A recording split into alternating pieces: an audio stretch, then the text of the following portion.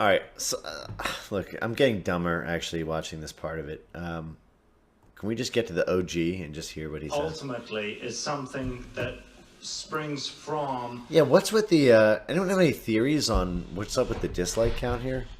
Most videos I upload, it's like 400 likes and like 2 dislikes. I'm not trying to humble brag here, but I've never been rated before. This is a new phenomenon for me. I'm trying to understand what's up. Do people not like this content? Should I? This is my first time doing a stream on YouTube, so I mean, are you guys enjoying this? Do you guys want me to do? I'll obviously next time I do a stream, I'll be in like good health and coherent. Like my voice is fucked up and it's super late. But yeah, it's a lot of dislikes. All right, whatever. What would JP Rushton do? What would he do? I'm not talking about JPB. This is no Jordan B. Peterson. I want JPR. Jean Philip Rushton. That's my dude. All right, here we go. The efficiency or speed with which the brain can process information, as well as the sheer amount of information that it can store and process. So ultimately, I would put it down to some kind of physiological brain-based effect. But of course, we can only measure that, as we can only measure anything, imperfectly.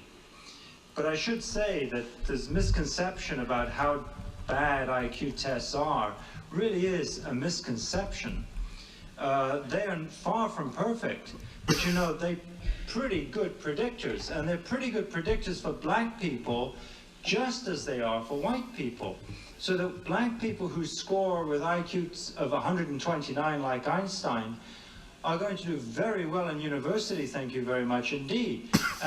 Even within the same family, there are studies coming now out of, say, places like Detroit, where you can see they're getting bored because he's talking actual science, right? They're like, say something racist,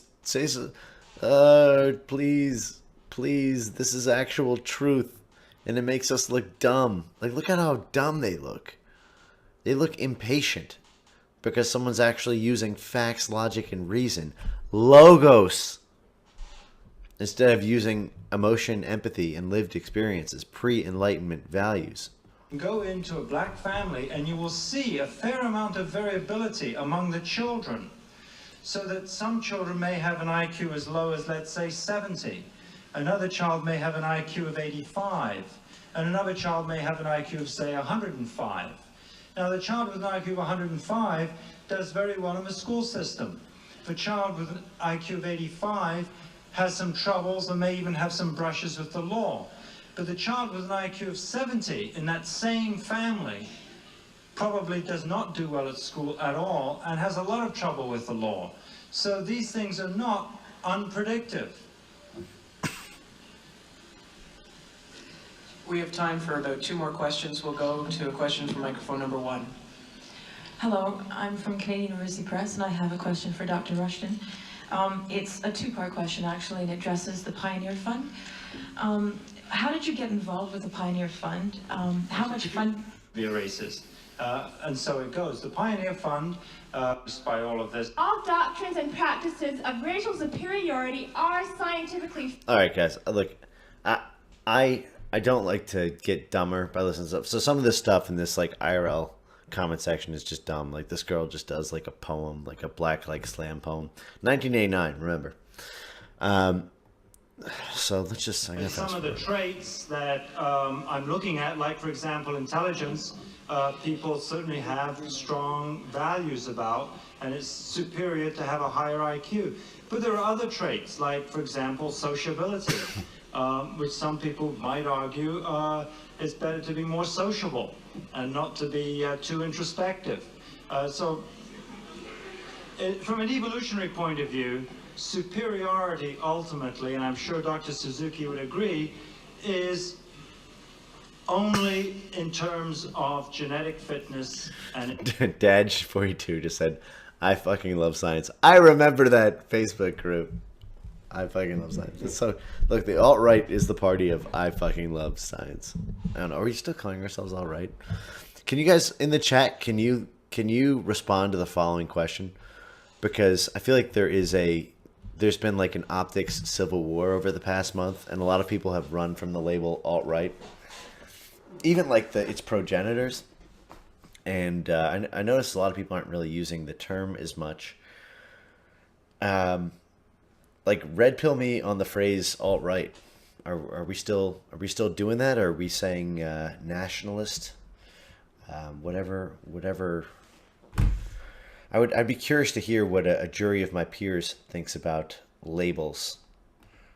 In terms of humans, we can't tell who 10,000 or 100,000 years from now, whose genes will and whose genes will not be on the face of this earth.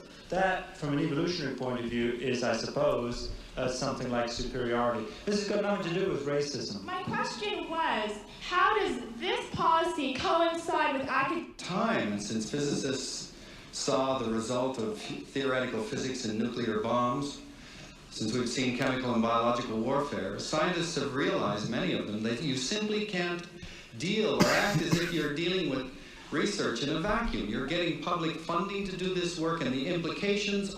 You're getting public funding to do it in an objective and dispassionate way. Okay, anything outside of that is pre-Enlightenment. It's not the Western tradition. The fact is, racial communism completely destroyed science. It did. The social sciences never, after Marcuse and the late stage Frankfurt School and and everything that happened to anthropology in the 1950s, never.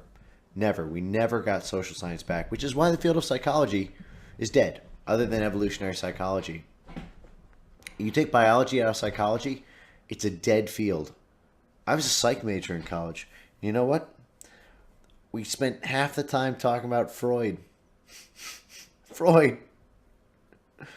A debunked, dead guy, for 50 years removed. There's been no advances. The only advances have been in psychiatry. That is something tied to the actual, biological basis. Everything else is masturbation. Are enormous. And the idea that I'm just searching for truth and what you do with that in a society in which racism is rampant. I'm not saying he's a racist, I don't know. But in a society in... On behalf of this... Oh, you have to watch this Jewish guy freak out here.